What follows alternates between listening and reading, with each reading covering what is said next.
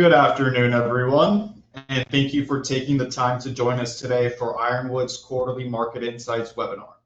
My name is Preston Morris, and I'm the Portfolio Manager here at Ironwood, and our speaker this afternoon is Mario Nardone, founding partner of East Bay Investment Solutions and Ironwood's investment research partner. For those who missed last quarter's session, let me give Mario a proper introduction. Mario began his investment career in 1999 with Vanguard in Valley Forge, Pennsylvania, and in 2003, he earned the Chartered Financial Analyst designation. He's a past president of the CFA Society of South Carolina and formerly served as chairman of the College of Charleston's Finance Department Advisory Board. His insights have been featured in Investment News and on South Carolina Public Radio, and we are very fortunate to have his perspective with us today. We have a lot to cover, so if there's any questions that come up along the way, please drop them in the GoToMeeting question box, and we will field them throughout the presentation. Mario, the floor is yours. All right, thanks, Preston. Let's go through the requisite disclosures first, and then a page where you can put the faces to names, although I look a little older than I do in this picture here. As Preston said, we're going to go through a review of the second quarter. We're going to look at some macroeconomic themes, some things you probably saw in the headlines along those lines. Then we'll talk about the fixed income market, aka bonds, and then the stock markets. And as he said, please drop the questions in as we go throughout the presentation, as we get through the pertinent slides that are of most importance to you. So as I said, we'll start with the macro story.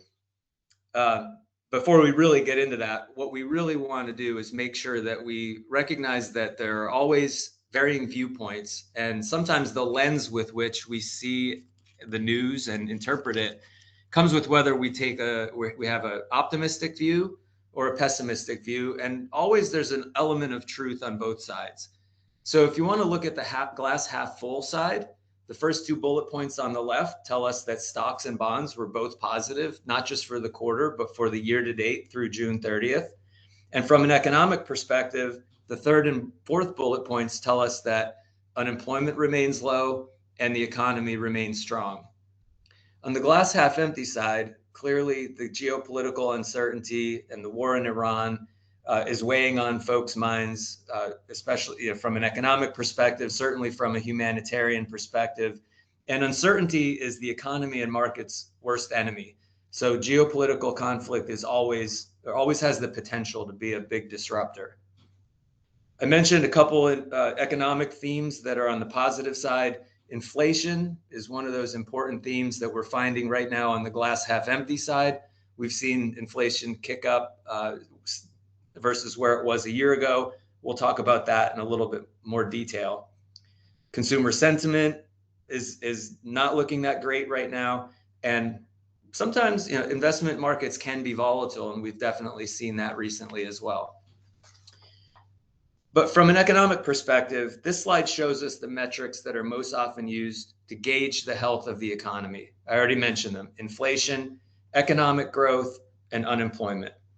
So the way to read this slide is that for each of these three sets, the light blue line represents the reading from a year ago, the dark blue line is from a quarter ago, and the gold bar is from the most recent reading.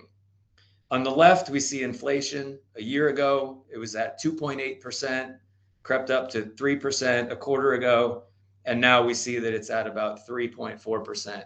As a reminder, the Federal Reserve's target inflation rate is 2%. They don't want the economy to overheat. We don't want it to slip into too close to a deflationary environment either. When we see inflation kick up, it stands to reason that means the economy is doing well. That's where the middle section comes into play. A year ago, we were seeing negative GDP growth. That was kind of an unsettling period in time.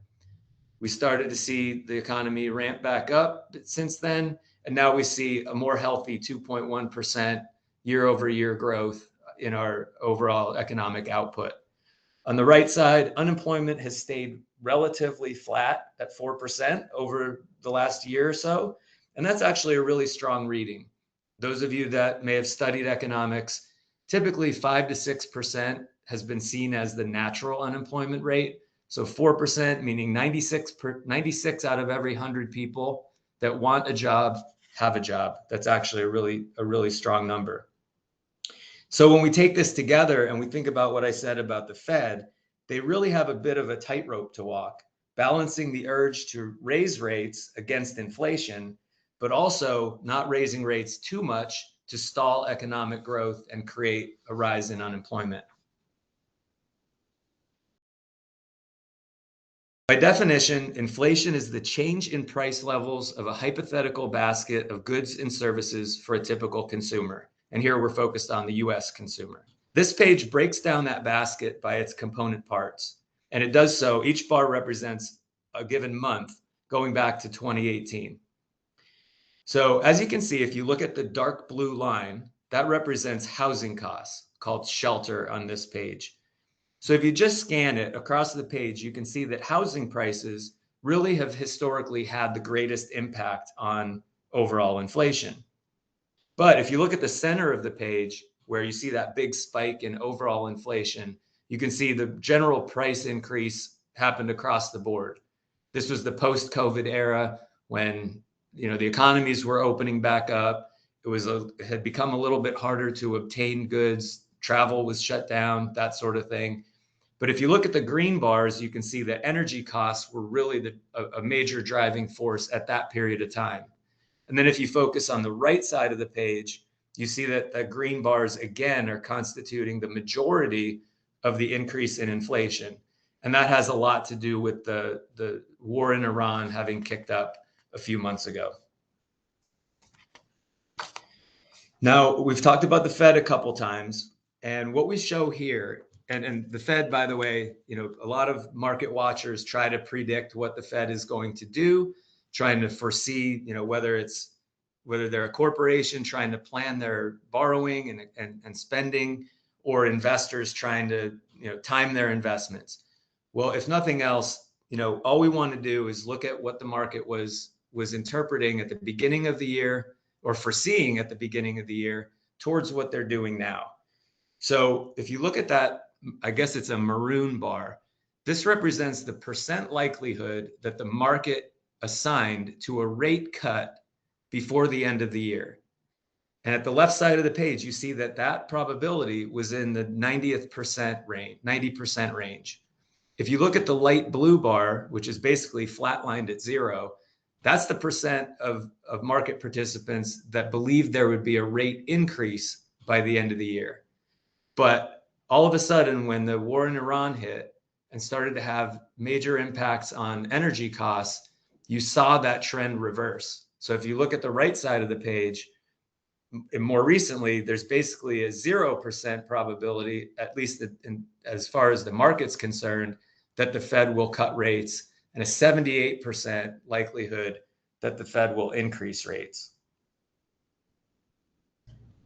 Hey, Mario, hate to cut you off here, but we have a client question that just came in. So with the Fed expected to be raising interest rates, what does a rate hike mean for my bond holdings? Oh, that's a good question.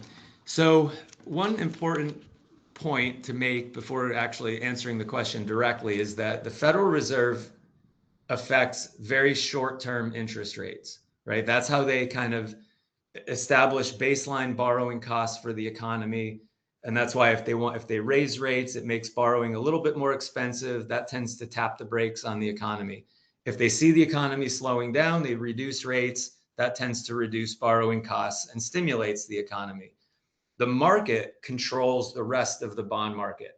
And yes, there are some influential factors, or factors that influence both, but they're not a direct correlation. In fact, the Fed is looking at the same thing that the bond market is. So if the bond market feels like the Fed can control interest rates or control inflation through interest rate control, then the bond market might not be all that concerned. But if the bond market feels like the Fed may be behind the 8 ball, so to speak, and that inflation has a chance of running out of control, then they're going to demand a higher rate of return for their bonds. There's another slide later on where we'll get into a little bit of that, but ultimately there's really no direct correlation, primarily because there's a lot more than just the Fed that goes into bond market performance. And if I don't answer the question, if that didn't answer the question, or the slide that we're going to talk about in a few minutes doesn't answer the question, feel free to ask again in a different way, and I'll be happy to address it appropriately.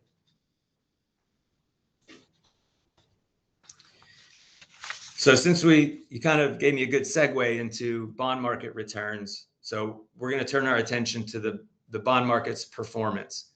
So on the left side of the page, if you look from top to bottom, the way that this is organized, on the left side, we see the rate of return for various types of treasury bonds, treasuries of various maturities, organized from best performing for the quarter to worst from top to bottom. And that's based on the blue bars, the dark blue bars. The light blue bars represent the 12-month return for that same category ending June 30th. So what we see at the left is pretty modest quarterly returns for different types of treasury bonds. There really haven't been material differences over either period, but what I do want to point out from a either noteworthy perspective or educational perspective, that the best performing category on the left for the year has been that second one down, short-term TIPS. TIPS stand for Treasury Inflation Protected Securities. These are bonds that actually will adjust based on changes in inflation expectations.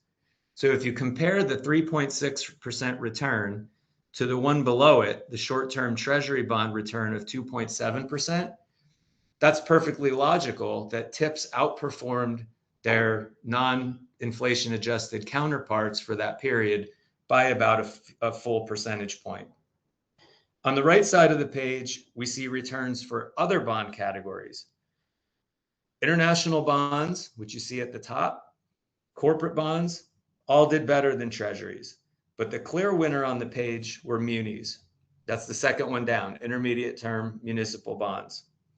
And when you consider that these returns are pre-tax and income earned on municipal bonds isn't taxed at the federal level, their outperformance was even greater on an after-tax basis. So this is the slide I was talking about. And this is a great slide to discuss the different components of US Treasury bond yields. And again, just setting the table for the explanation. Basically, when you think about a bond investment, there's something called the real yield, which is what investors require in interest for loaning the US Treasury their money, which is essentially what a bond is.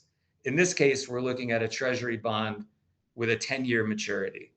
So at the far right, we see that the current real yield, which is the dark gray bar, I think that's the best way to describe it, maybe grayish green, was 1.62%. So that means that in order to give the US government their money for 10 years, they were demanding a 1.62% rate of return. But on top of that, bond investors require a premium based on the uncertainty of inflation over that period. So if they think inflation will be higher, they're going to demand a higher premium. So if you look at the inset, the little box that has a few numbers in there, you can see that the market is requiring a premium return of 2.82%, which is a good proxy for the market's expected inflation over that period. So again, this kind of ties to the Fed, where the Fed can move interest rates, but if the market doesn't believe that the Fed has all the control in the world to manage inflation, they're going to demand a higher inflation premium.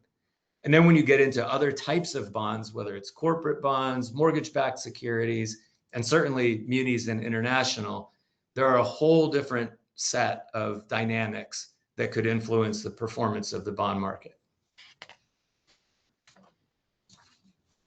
So when you think back to that slide that had the performance numbers of bonds, where we're talking about 0.5% for the quarter and 3.2% for the year, many investors ask, whether bonds are all that important at all, given that modest return.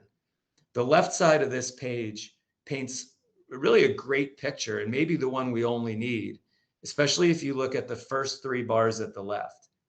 When you look at that period, this was after the dot-com era, where we had sorry, I shouldn't tell you what this slide is saying.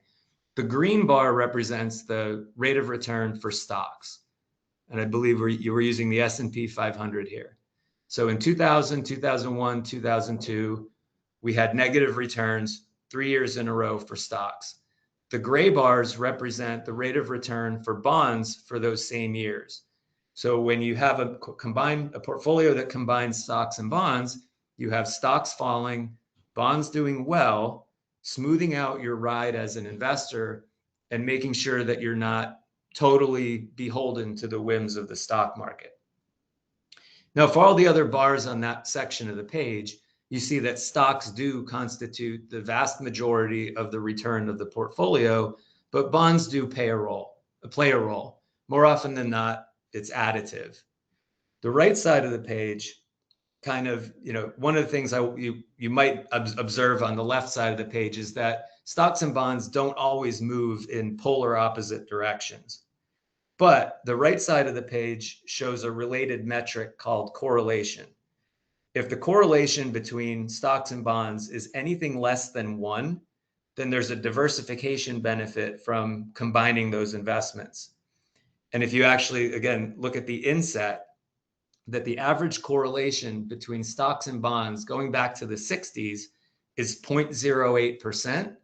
That means that not just on a year-over-year basis, but day-to-day, week-to-week, month-to-month, stocks and bonds aren't always moving in the same direction.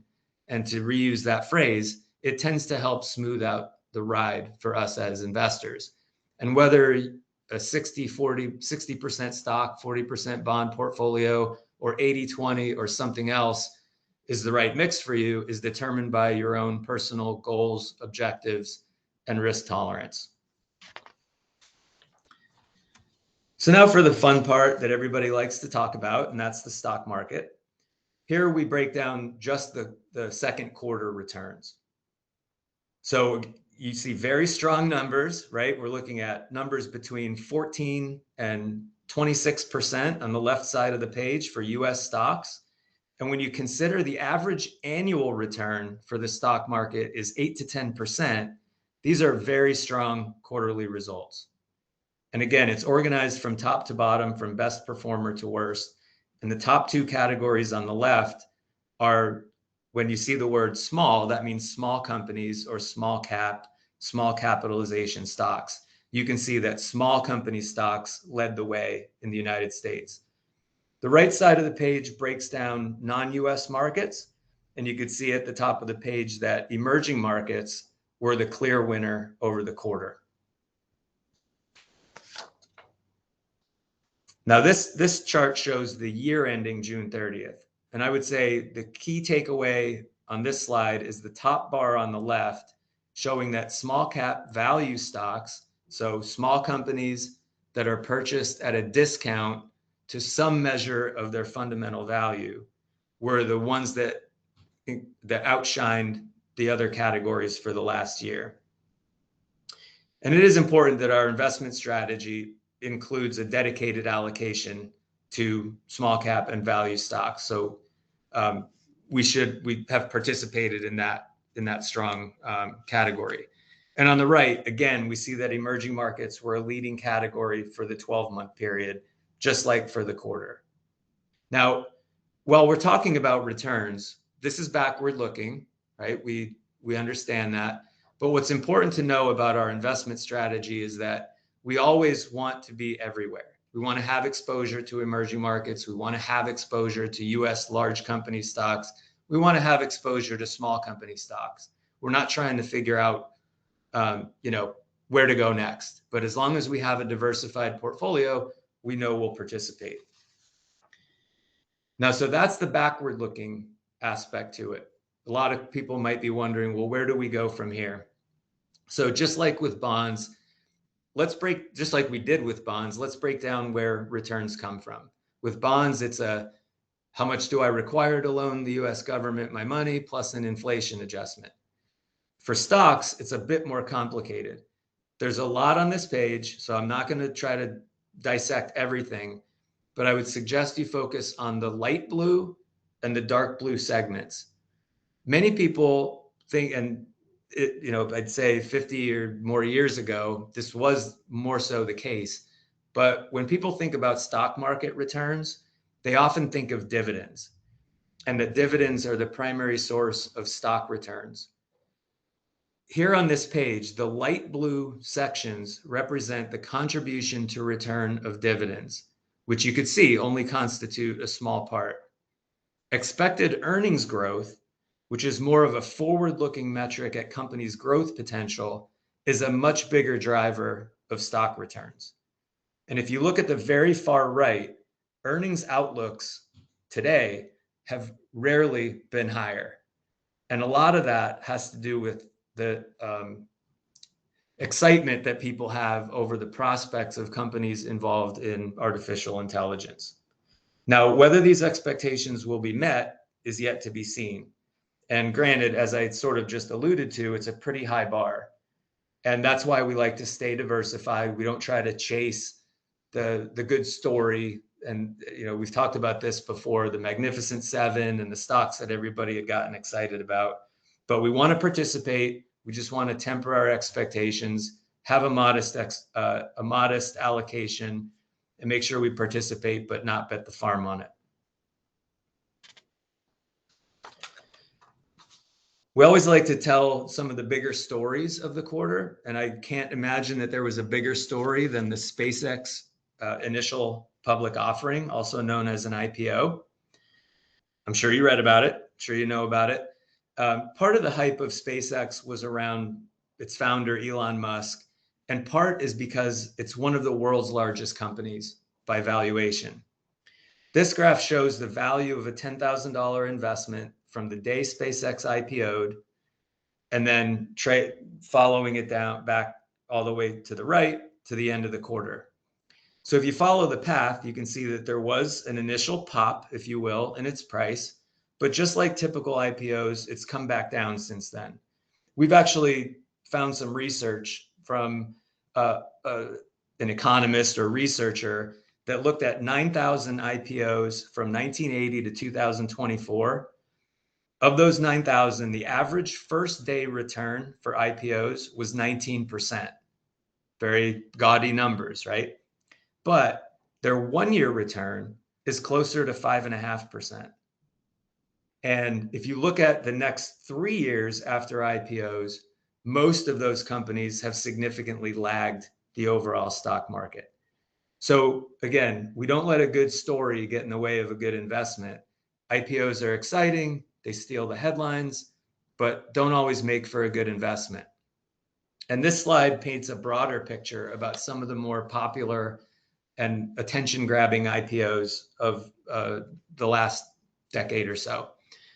I know this sort of looks like somebody dropped their M&Ms on the floor, but I'll try to explain what we're looking at here. If you look at the y-axis, right, this tells you the maximum pullback or drop in value of each of these IPOs in their first year of existence. The x-axis tells you what their actual rate of return was for their first year of existence.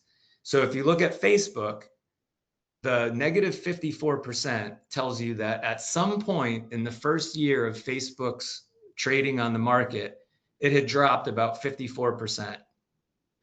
Its 1 year return post IPO is negative 31%. If you look at Robinhood at the bottom left, at one point in time, and people were excited about this, at one point in time, that stock dropped by 90% in its first year of trading. And its total return in its first year was minus 74%. Now, if you wanted to look all the way at the far right side of the page, Palantir was one of the biggest success stories of recent IPOs. And even the biggest success story only had 153% return. I say only, but the idea here is that many people that are interested in getting involved in an IPO are thinking about it as, this is going to be my lottery ticket. This is going to be a big win for me. And I really want to participate. I don't want to be left out of this growth, but 153% on a modest allocation is not likely to make or break somebody's financial plan. And you're more likely than not, because of the law of averages, not going to even achieve that type of a result. So as such, this is just a good graph to think about whenever new IPOs are coming out, that they don't always pan out the way that they're hyped up in the media. And we have Anthropic coming out later this year, OpenAI. We're probably going to see those in the headlines again. And we just want to keep this in our back pocket, as a lesson in expectations. So I've talked about small cap stocks, and I've talked about lottery tickets. So instead of buying lottery tickets, we would prefer to invest in strategies that have fundamental merits and track records that prove the thesis. One part of that strategy is to have a significant, not insignificant allocation to small company stocks, slightly greater than what their weight is in the overall stock market. This page shows the best calendar half years. So breaking the year down from January to June and July to December, consider those half years. So this page shows the best calendar half years since 1980, with the most recent one in yellow.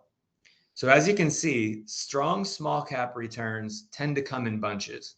We're talking about 6-month periods where returns jump 20 to 40%. So the moral of the story here is that we want to participate, we want to be there when it happens, and because it's unpredictable when it's going to happen, we just want to have that allocation and participate. One way to say this is that our strategy, and sometimes small caps don't work, we have to admit that.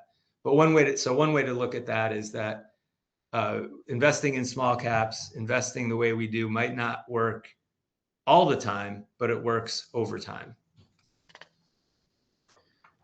So the other theme besides small caps that we've kind of touched on a couple times is emerging markets. This page shows the 1-year return of emerging market countries in light blue and developed markets in the darker blue color. And this is for I think this is for the past year. This is the last 12 months. So what you can see is the vast majority of best performing countries, those at the left, with Korea showing a return of close to 180%, is that most of the best performing countries were in emerging markets. While just a short time ago, many investors were questioning whether these markets would ever shine again, and why should I invest in anything except the US? It's important to point out that most people would be surprised to find out that Taiwan is now the third largest economy, or third largest stock market in the world.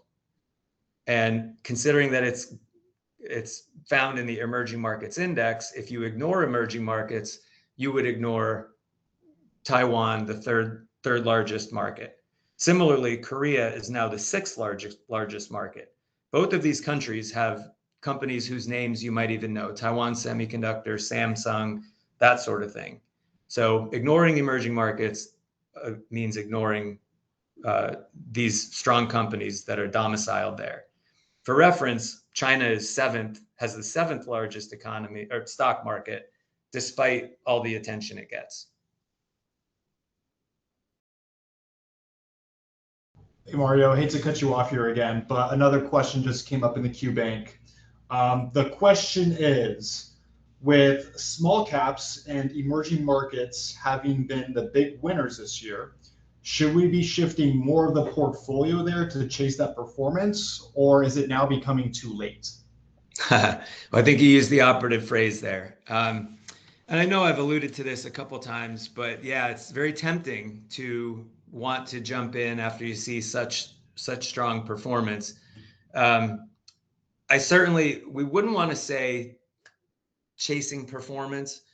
There's always merits for investing in a particular market.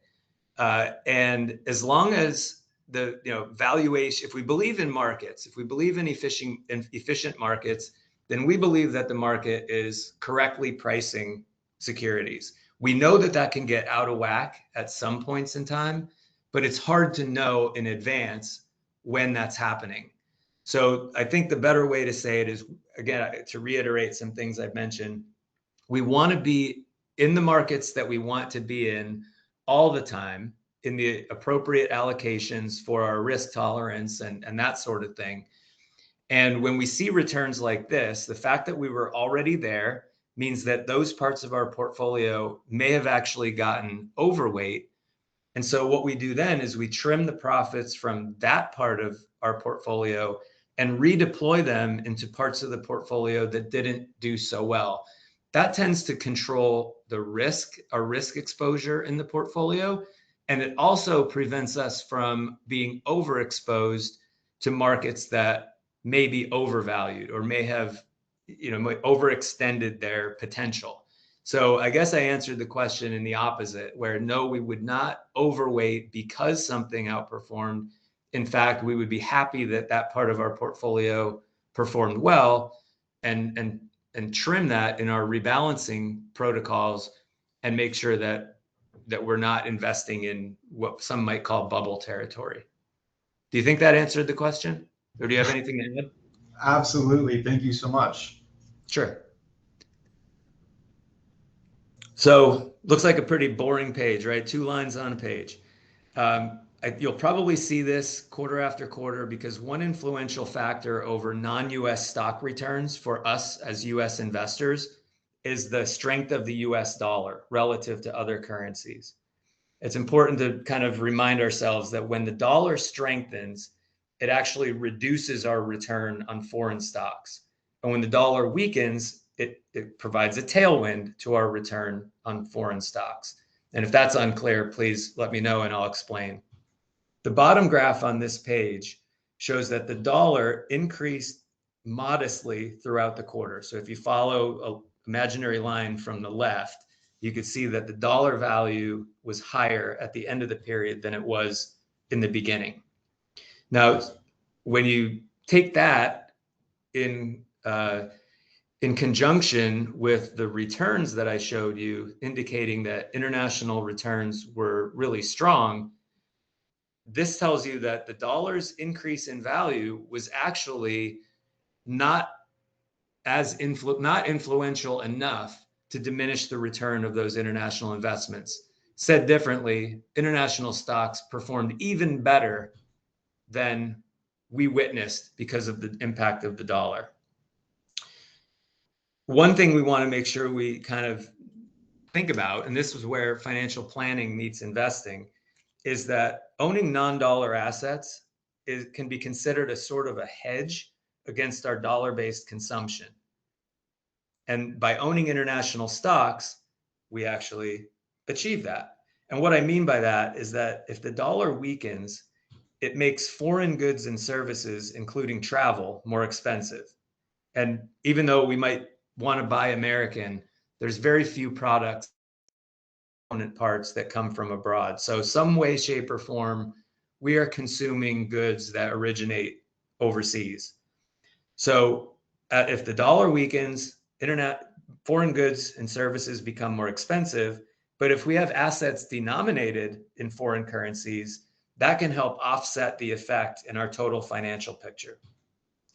And some people ask, well, okay, the next question is, well, what could influence movements in the dollar's value? And the next slide illustrates that.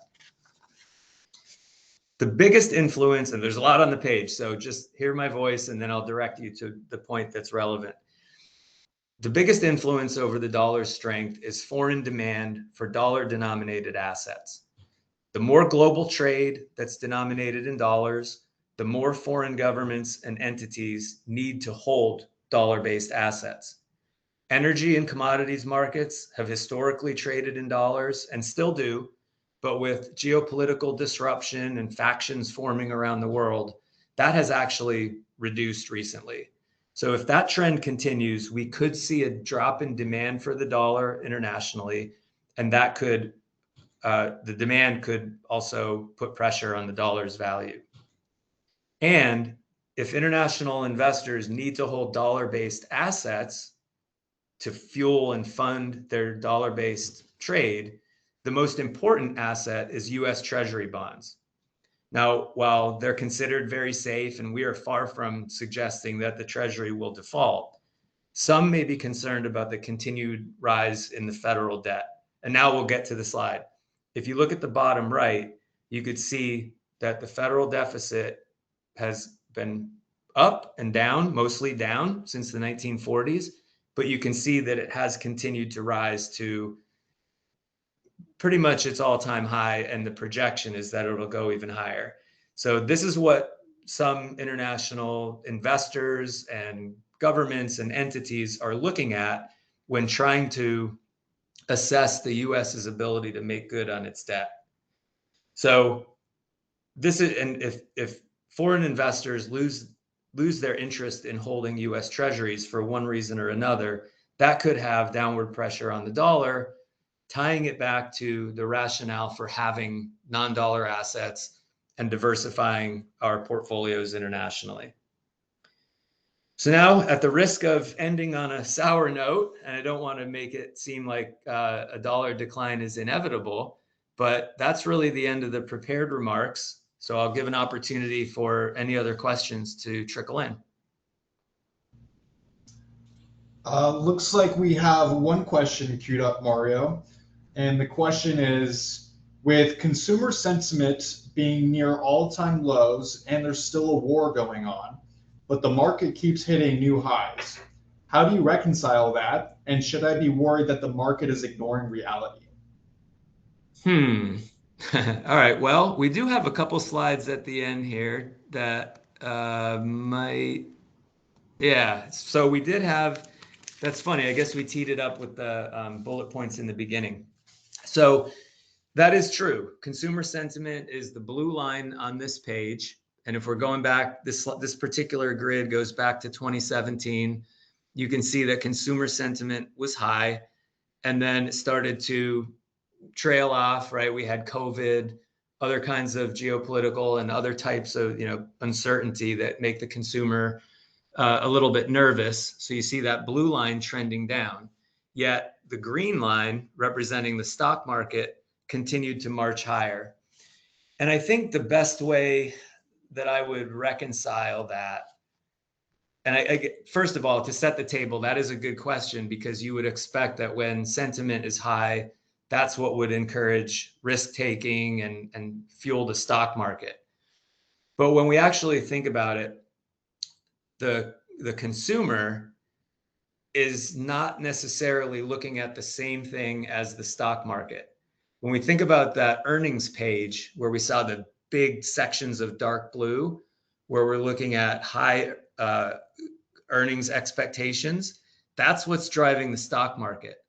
But with the consumer, what's really affecting them most is rising energy costs, the cost of housing, and things like that. So there are times where there's a disconnect. And there's also another component to it that the folks that fuel the economy, most economists will point out that lower to middle income folks are the ones that spend the majority of their income on daily activities and really fund economic activity. May not be the same folks who are driving the stock market, which are quite often big institutions and that sort of thing. So while it's a good question, it's good to point out that different forces influence different aspects of our markets and economy. Thank you, Mario. Appreciate that. And looks like that is all of the questions for today. So as always, if anything comes to mind after today, please don't hesitate to reach out to your advisor. And we hope that everyone has a great rest of their Thursday. And we will look forward to connecting with you again next quarter. Have a great day, guys. Thanks, everybody.